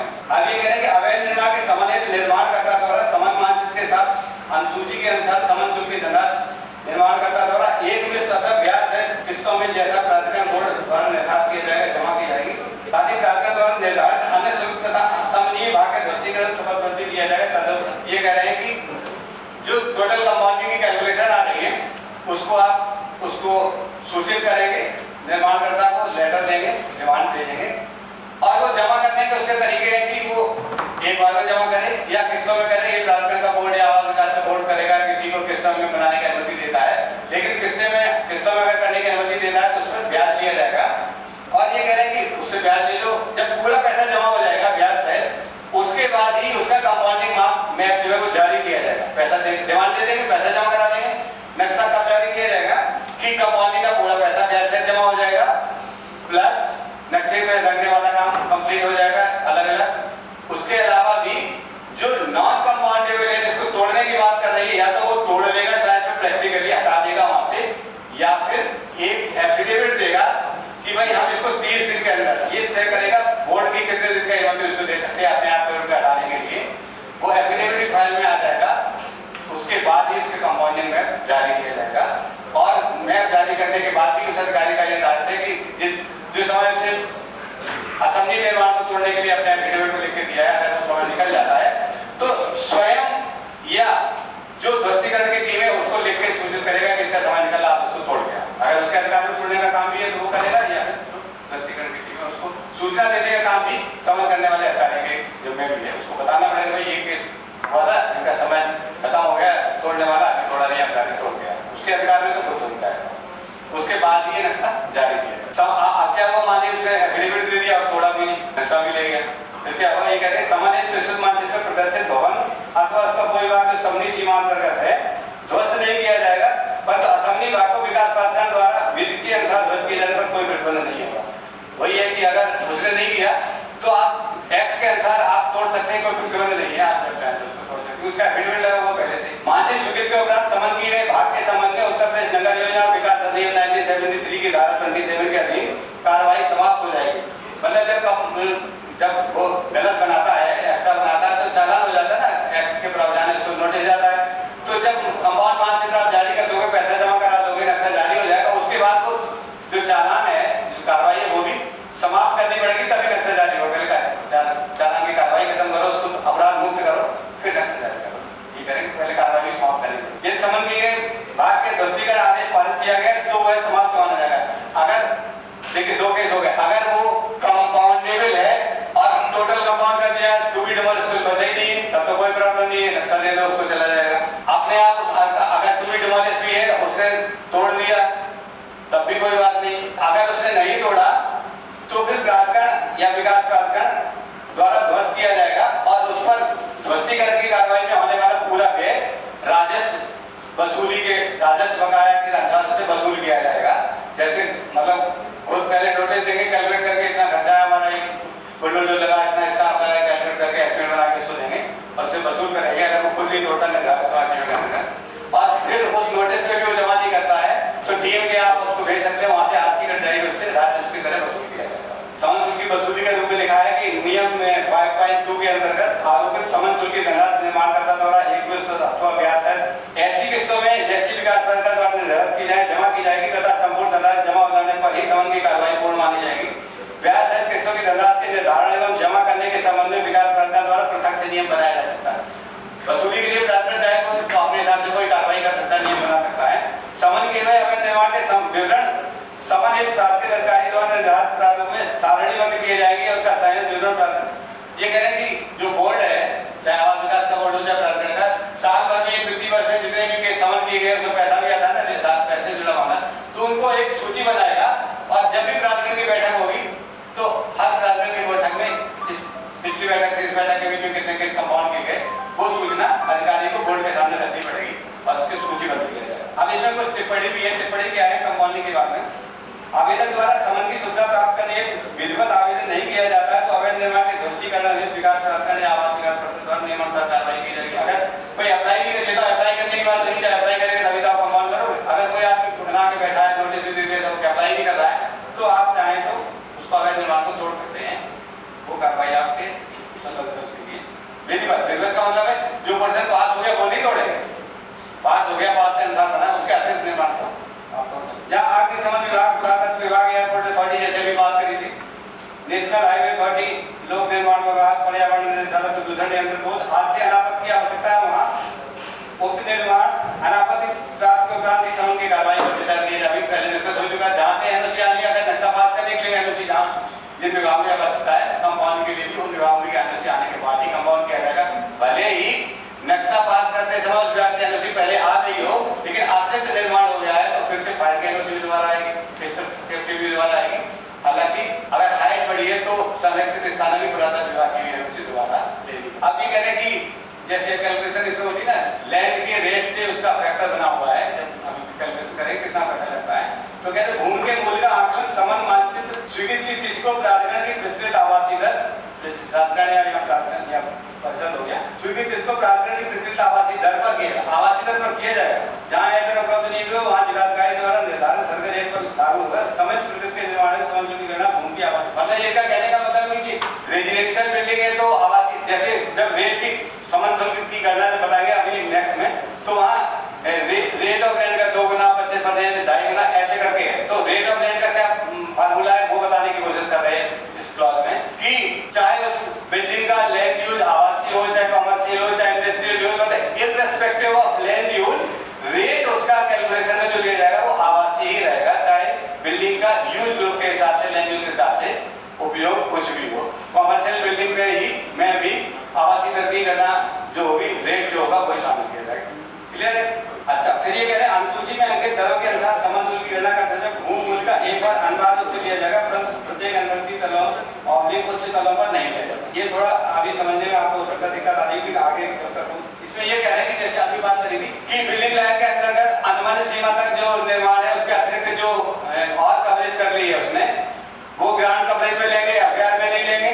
ग्राउंड कवरेज में मतलब ग्राउंड कवरेज में लेंगे तो ग्राउंड कवरेज में अनुमानित सीमा तक किए गए निर्माण के अतिरिक्त जो निर्माण किया गया उस पर जब अभी कैलकुलेशन में रेट बताएंगे उसमें रेट में क्या है कि भूमि मूल्य का 50% ऐसे लिखा होता है।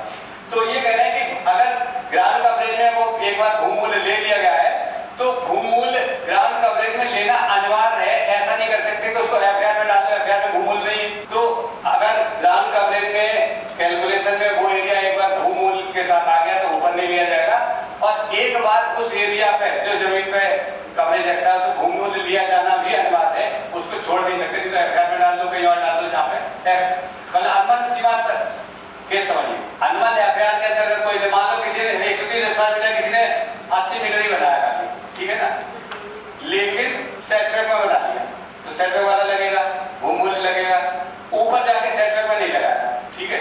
तो उस एरिया पर एक बार भूमि मूल्य लिया जाना अनिवार्य है।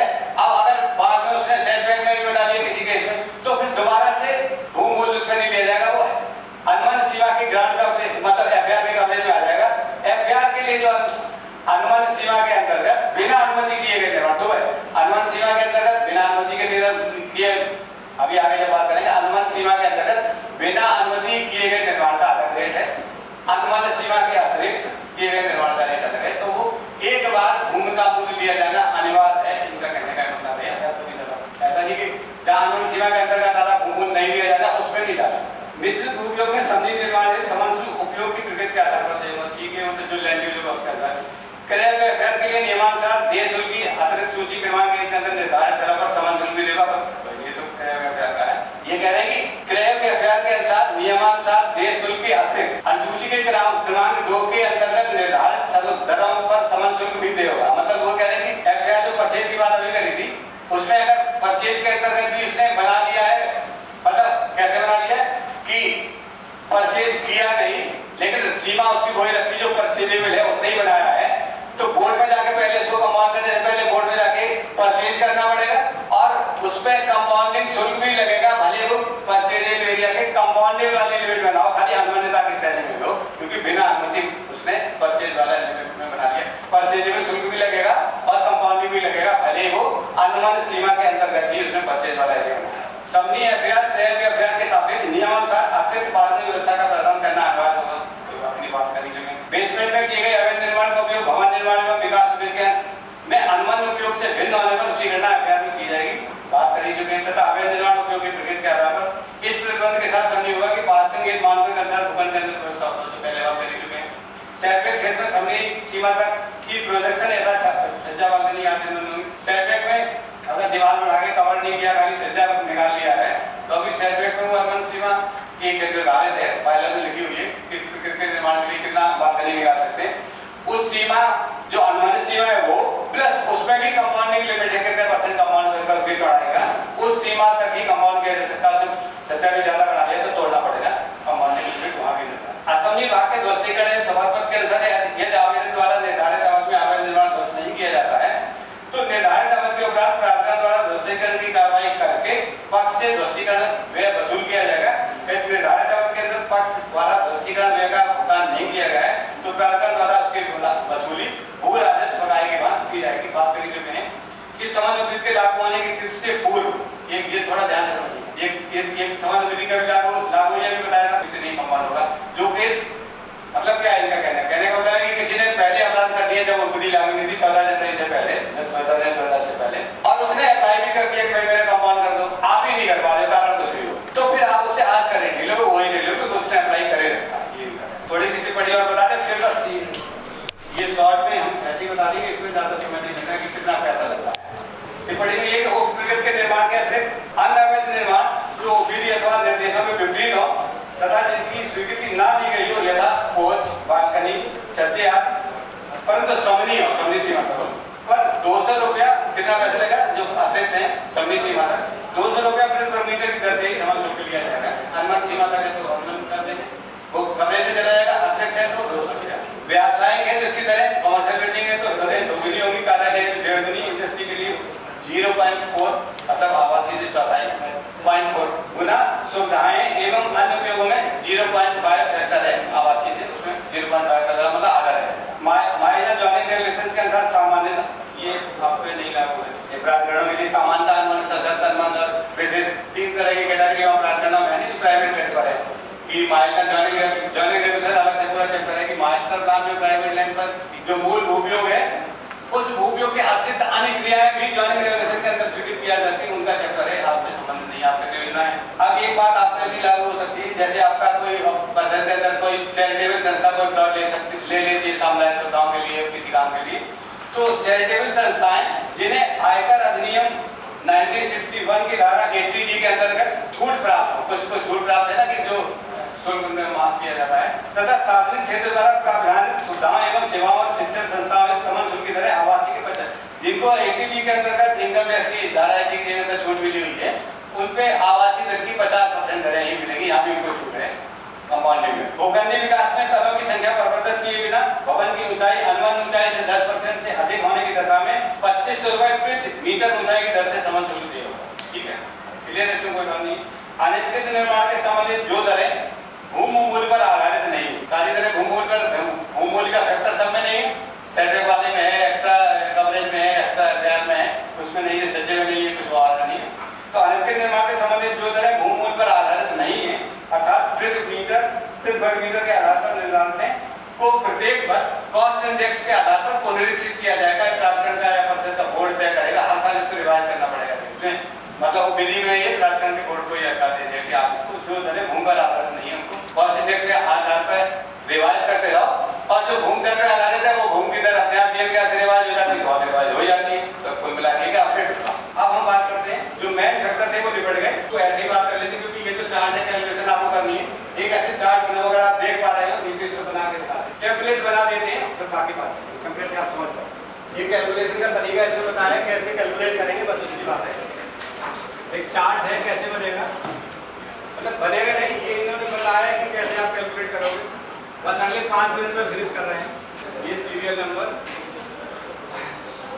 निर्माण की प्रकृति, यूज, आवाज आ रही है? ये हो गया रेजिडेंशियल, कॉमर्शियल, ऑफिस, इंडस्ट्रियल और सुविधाएं यूज की बात हो रही है, यूज ग्रुप की बात हो रही है, ये वो अन्य। तो कैसे इन्होंने बताया कैसे कैलकुलेट करेंगे ये बताने की कोशिश की है। बस हम आपको एक उदाहरण से बता देंगे, बाकी तो पूरा चार्ट है, समझ लगेगा।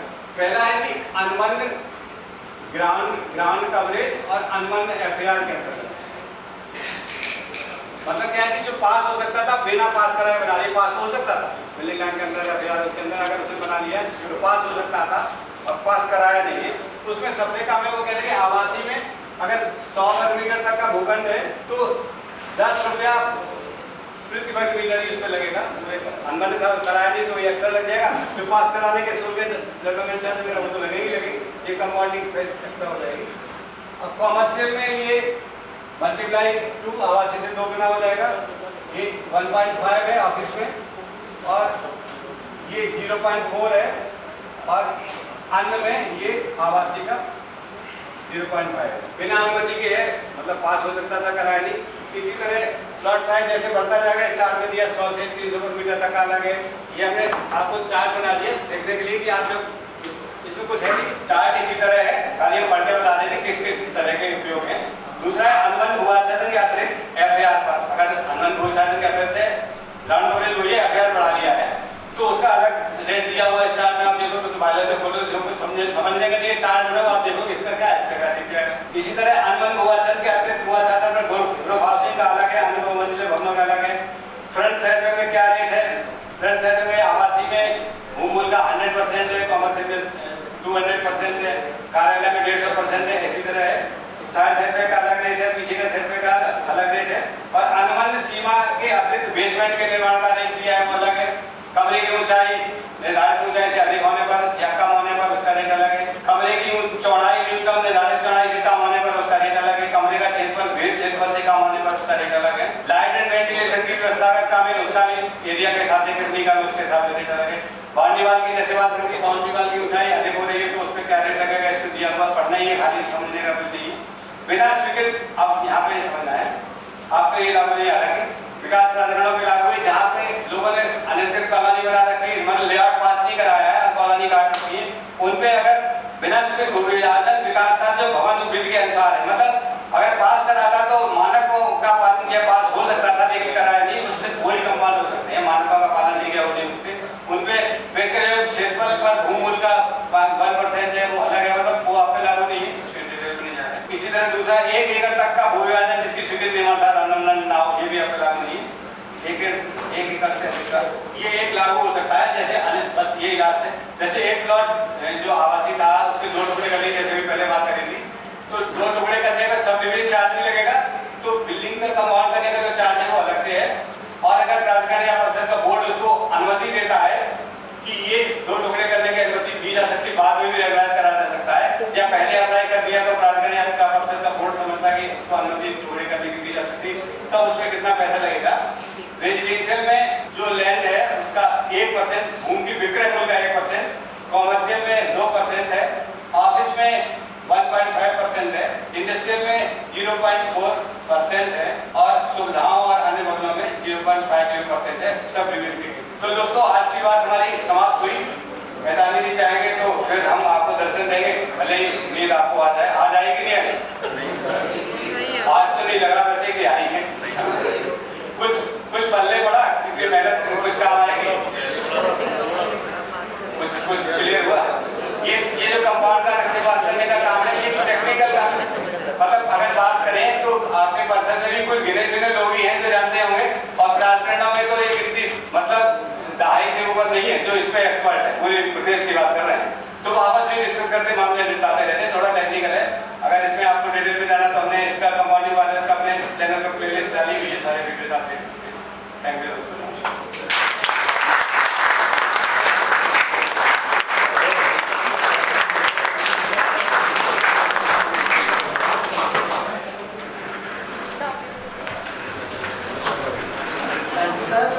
आपने बहुत इंफॉर्मेटिव लेक्चर दिया है, अगर किसी को डाउट है तो सर से बात कर सकता है या यूट्यूब से दे सकता है। सर ने अपना बहुमूल्य समय हम नवनियुक्त अभियंताओं को दिया, हम बहुत आभारी हैं।